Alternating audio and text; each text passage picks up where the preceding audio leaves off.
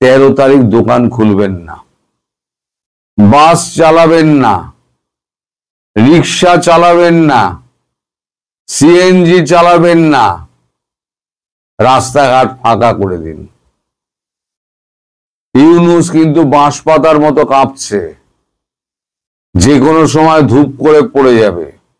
মির্জা ফখরুল তিনি নাকি বলেছেন, আমরা থাকতে আওয়ামী লীগের গায়ে ফুলের টোকা পড়তে দেব না। শুনেছি, কতটা সত্যি কতটা মিথ্যে আমি জানি না। যদি হঠাৎ তার এই বোধোদয় হয়ে থাকে, তাহলে বলবো যে তার হৃদয় পরিবর্তন এরকম দ্রুত হলো কি করে। এই এত হাসতে হাসতে খেলতে খেলতে হাতে হাত ধরে একেবারে পেনের মধ্যে গলা জড়াজড়ি করে ছবি টবি একবারে সেলফি টেলফি তুলে মোহাম্মদ ইউনূসের সঙ্গে, তারপরেতে ওখানে বিদেশি গালাগালি টালাগালি শুনে ফিরে এসেও তো তিনি একেবারে মোহাম্মদ ইউনূসের একেবারে পদলিহন করতে শুরু করে দিয়েছেন। হঠাৎ হলো কি, হৃদয় পরিবর্তন হলো কেন? আসলে বুঝতে পারছেন হাওয়া খুব খারাপ। বিএনপির তো কোনো চান্স নেই, আওয়ামী লীগ মাঠ একদম ঘিরে ফেলে দিচ্ছে চারদিক দিয়ে, খুব অবস্থা খারাপ, চাপের মধ্যে আছে একেবারে বিএনপি। ভারতের সঙ্গে প্রচুর যোগাযোগ করেছে বিএনপি, বিএনপি পাত্তাও পায়নি। বহুত ব্যাকডোর চ্যানেল করেছে, আমি আপনাদের বলছি, অনেক ব্যাকডোর চ্যানেলে যোগাযোগ করার চেষ্টা করেছে, কিন্তু আমির খুসরো কোন রকম ভাবেই সফল হতে পারেননি। এখনই 13 তারিখ যে এটা লকডাউন না কি একটা ঘোষণা করা হয়েছে, হরতাল ঘোষণা করা হয়েছে, সেই নিয়ে এখন মানে সরকারের মধ্যে কাঁপুনি ধরে গেছে।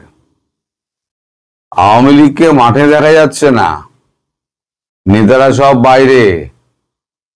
তৃণমূলের যারা কর্মী আছে না, আমি বলি না বরাবরই তৃণমূলটা মানে আওয়ামী লীগের তৃণমূল স্তরের যে কর্মী, তারাই কিন্তু এই হৃদয় ধারণ করে হচ্ছে আপনার বঙ্গবন্ধুকে, মুক্তিযুদ্ধকে।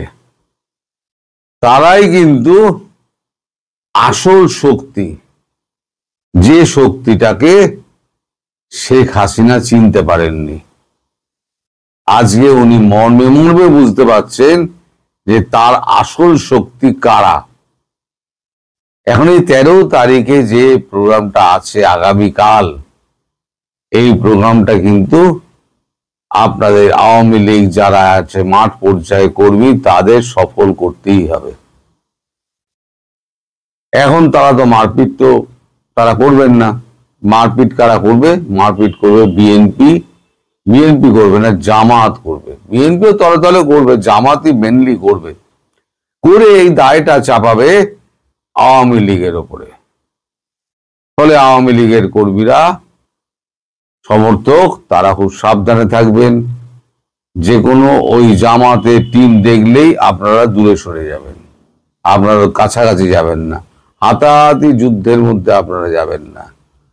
আর এই সাধারণ যারা ব্যবসায়ী আছে, যারা দোকানদার আছে, যারা আছেন, তাদের প্রতি আমার একটা বিনীত নিবেদন আছে। আপনারা যদি প্রকৃতভাবে দেশকে ভালোবেসে থাকেন, প্রকৃতভাবে যদি আপনারা শেখ হাসিনাকে ভালোবেসে থাকেন, এবং প্রকৃতভাবে যদি এই সরকারকে চিনে থাকেন, তাহলে একবেলা কম খাবেন। 13 তারিখ দোকান খুলবেন না, বাস চালাবেন না, রিক্সা চালাবেন না, সিএনজি চালাবেন না, রাস্তাঘাট ফাঁকা করে দিন। ইউনূস কিন্তু বাঁশ পাতার মতো কাঁপছে, যে কোনো সময় ধূপ করে পড়ে যাবে। আর এই যে আমাদের যে ভারতবর্ষে যে ঘটনা দিল্লিতে হয়ে গেল, এর মধ্যে কোন রকম যদি কোনোভাবে মানে ওই চেনের মধ্যে যদি বাংলাদেশের নাম আসে, তাহলে ইউনূসের কি হাল হবে সেটা ইউনূস খুব ভালো করে টের পাচ্ছে। ওদিকে পাকিস্তান তো আজকে কোর কমিটির বৈঠক ডেকেছে, তাদের আকাশ সীমা অনির্দিষ্টকালের জন্য বন্ধ করে দিয়েছে। এখন নিজেরা গান গাইতে আরম্ভ করে দিয়েছে যে দিল্লিতে যে ব্লাস্ট হয়েছে সেটা হচ্ছে সিএনজি ফেটে হয়েছে। আরে সিএনজি ফাটলে পরে 150 মিটার রেডিয়াসে ওই ধ্বংসলীলা হয়, এতজন মারা যায়। এখন আমি আপনাদের বলছি ডেথ টোল গিয়ে পৌঁছেছে 17-তে। গভর্নমেন্ট সোর্স নয়, আনকনফার্ম, যেটা হচ্ছে হসপিটাল সোর্স, বিভিন্ন হসপিটাল থেকে যে খবরটা সংগ্রহ করেছে সেই খবরটা হচ্ছে 17 জন এখনো পর্যন্ত মারা গেছেন, আর আহতের সংখ্যা 58 না 59 এরকম একটা কিছু হবে আহতের সংখ্যা। তার মধ্যে এরা হচ্ছে মানে বেশি পরিমাণে অগ্নিদগ্ধ, আর এমনি হাত পা কেটে গেছে, পড়ে গিয়ে চলে গেছে, এই তো ট্রিটমেন্ট করে ছেড়ে দিয়েছে। এই 58 বা 59 এই এতজন হসপিটালে, বিভিন্ন হসপিটালে ভর্তি, তাদের মধ্যে ম্যাক্সিমাম হচ্ছে লীলাবাই হসপিটালে ভর্তি। লীলাবাই না অন্য একটা কি শুনলাম সেখানে ভর্তি আছে। লীলাবাই তো হচ্ছে আপনার মুম্বাইতে, এখানে all India institute of medical সায়েন্সে ভর্তি আছে, all India institute of medical সায়েন্সে ভর্তি আছে। এখন এই যদি এই চেনের মধ্যে একবার পড়ে যায় তাহলে ওই দিন তো গেল, সন্ধ্যা হলো, পার করো আমারে। এখন গান গাইতে হবে ইউনূসকে। আর আমি চাইবো কোনো মতে বাংলাদেশের নামটা ঢুকে যাক। এই বাংলাদেশ যারা জিহাদি আছে না, জিহাদ করবে, গাজওয়াতুল হিন্দ করবে, তাদের জন্য আমার একটা ছোট্ট উপদেশ, পারলে এখন থেকে দেশ ত্যাগ করুন, এখন থেকে দেশ ত্যাগ করুন, নইলে আপনাদের কিন্তু বেঁচে থাকার অধিকার কিন্তু ভারতবর্ষ দেবে না, যদি কোন রকম ভাবে এই চেনে নামটা আসে। তবে 13 তারিখের যে আপনাদের কর্মসূচি আগামীকালের, সেই কর্মসূচি সফল করতে গেলে দেশবাসীকে এগিয়ে আসতে হবে। আওয়ামী লীগ শুধু শেখ হাসিনার দল নয়, আওয়ামী লীগ হচ্ছে দেশবাসীর দল। এই দেশবাসী যদি একত্র হতে পারে এবং সংঘবদ্ধ হতে পারে, তাহলে পরে এই হরতাল বলুন বা আপনার লকডাউন বলুন, যাই বলুন না কেন, একে 100% সফল হবে। জোর করে কাউকে দোকান খোলানো যায় না। চায়ের দোকান থেকে, মুদির দোকান থেকে, বাজার থেকে সমস্ত বন্ধ করে দিন আপনারা। নয় একবেলা কম, এমনি তো কম খাচ্ছেন, নয় আর একটা বেলা কম খান। এদের খুঁটি নড়িয়ে দিন, এরা যেন আর মাথা তুলে না দাঁড়াতে পারে। এই হচ্ছে আপনাদের সামনে সুবর্ণ সুযোগ। যদি দেশপ্রেম দেখাতে হয় তাহলে এই হচ্ছে 13 তারিখ হচ্ছে আপনার দেশপ্রেম দেখানোর আপনার সুযোগ। আমি আপামর জনতার কাছে আমি অনুরোধ করব, বাংলাদেশের যারা মুক্তিযুদ্ধগামী যে সমস্ত মানুষ আছে, খেটে খাওয়া মানুষ আছে, যাদের পেটে লাথি পড়েছে এই চোর জোচ্চর ইউনূস এবং তার সাঙ্গপাঙ্গদের জন্য, সার্জিস আবার একটা হুঙ্কার দিয়ে, ও ডাকলে নাই 20 কোটি লোক নামবে। শালা তুই 2 লাখ লোক জোগাড় করে দেখা, 20,000 জোগাড় করে দেখা, এখন তোর যা ক্ষমতা। এইদের সব আপনারা চিনে নিয়েছেন। একটা ভুল আপনারা করেছেন, এবার একটা ঠিক সিদ্ধান্ত নিন, যে সিদ্ধান্ত দেশকে সঠিক পথে নিয়ে যাবে এবং যে সিদ্ধান্ত শেখ হাসিনাকে ফিরিয়ে আনতে সাহায্য করবে ভারতের কাছে দাঁড়িয়ে। আপনারা সেই রোলটা প্লে করুন আগামীকাল। আমি সবার কাছে করজোড়ে আমি প্রার্থনা করছি, অনুরোধ করছি যে আপনারা এই দুর্যোগময় দেশ থেকে উদ্ধার করতে হলে আপনাদের স্বতঃস্ফূর্তভাবে আপনাদের এই কাজটা করতে হবে। আপনারা দোকান, বাজার, বাস, অটো, রিক্সা, সমস্ত সিএনজি, পিএনজি সব বন্ধ করে দিন।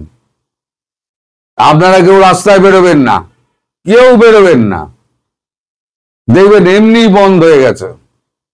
দোকানপাট খুলবেন না, বাস চালাবেন না, রিক্সা চালাবেন না, সিএনজি চালাবেন না, দেখবেন সব বন্ধ হয়ে গেছে। অফিস কাছারি এমনি বন্ধ হয়ে যাবে।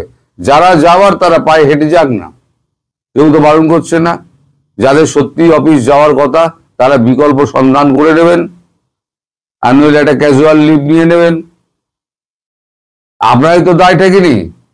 আপনি দোকান খুলে রিক্সা চালিয়ে আপনি গিয়ে পৌঁছে দেবেন। হ্যাঁ, আমি জানি আপনাদের কষ্ট হবে, একদিনের কষ্ট হবে, কিন্তু একদিনের কষ্ট সহ্য করে আপনারা এই সরকারকে একটা বার্তা পৌঁছে দিন যে তোমাদের সময় এসে গেছে, দেশবাসী তোমাদের আর চায় না। আপনারা হচ্ছেন গিয়ে সেই দেশবাসী, আপনারা সেই দেশপ্রেমী। আমি যারা দেশে থেকে বলতে পারে না কথাটা, আমি বিদেশ থেকে সেই কথাটা বলছি, কারণ তাদের পক্ষে বলাটা অসম্ভব। তারা আজকে বলবে, 1 ঘন্টার মধ্যে তাদেরকে তুলে নিয়ে গিয়ে ঢুকিয়ে দেবে এই ইউনূসের বদমাইশের সরকার। আর যদি মনে করেন আপনাদের সেনাবাহিনী কিছু করবে, কিছু করবে না, কিচ্ছু করবে না। সেনাবাহিনী চুপচাপ দাঁড়িয়ে থাকবে, আর অর্ধেক তো ব্যারাকে চলে গিয়েছে। যতই বলুক ব্যারাকে যায়নি, ওই চিঠিটা যে ফলস চিঠি, এই বক্তব্যটা, চিঠিটা প্রকাশ হয়েই তো পরিষ্কার। সেই চিঠির কপি আমার কাছে আছে, কিন্তু আপলোড করতে পারি না এটাতে, ফলে আমি আপলোড করে দেখাতে পারছি না। ওরা যে একটা ওই স্বরাষ্ট্র উপদেষ্টা, ওরা চরম মিথ্যাবাদী। সব কটা পা চাটা লোক, এই 5-6টা এখন বসে আছে, সব কটা এখন পা চাটাই। বলেছি না, সব থেকে বেশি এখন পা চাটতে শুরু করে দিয়ে এই যে স্বরাষ্ট্র উপদেষ্টা যেটা, ওটাকে সবার আগে ধরে ওই বুড়োটাকে চাপানো দরকার, সবার আগে ধরে। আর মোহাম্মদ ইউনূস, তার যা হবে, ও দিল্লির ক্ষেত্রে যদি নাম ওর মধ্যে খাতায় পড়ে তাহলেও হবে, না হলেও হবে। ওপারে পড়লে এপারে পড়বে, কারণ আপনাদের এখানে 4 দিনের জন্য ওই আপনাদের পাকিস্তান, আপনার বন্ধু আছে না ইউনূস সাহেব, আপনার ওই বন্ধু 4 দিনের জন্য বেড়াতে এসছে, নৌবাহিনীর প্রধান। যখন পাকিস্তান আক্রমণ করেছিল তখন নৌবাহিনীর প্রধান তার জাহাজ নিয়ে গিয়ে সব গোয়াদার বন্দরে লুকিয়ে পড়েছিলেন। যদি ভারত যদি জাহাজগুলো ডুবিয়ে দেয়, সাবমেরিন গুলোকেও ঢুকিয়ে দিয়েছেন। 2টো ভাঙাচোরা সাবমেরিন তো রয়েছে, আর একটা না 2টো ডকিং করা আছে, সেগুলো সারাবার মতো পয়সা নেই। ওই ভিখারি রাষ্ট্র আপনাকে কি দেবে? আপনাকে কিছু দিতে পারবে না।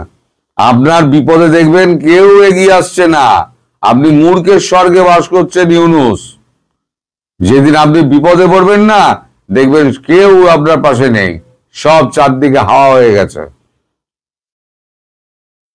তবে সবার কাছে, সব বাংলাদেশের জনতার কাছে আমার আবেদন, আগামী কালের যে অনুষ্ঠান আছে, কর্মসূচি আছে, সেই কর্মসূচি একমাত্র আপনারাই সফল করতে পারেন।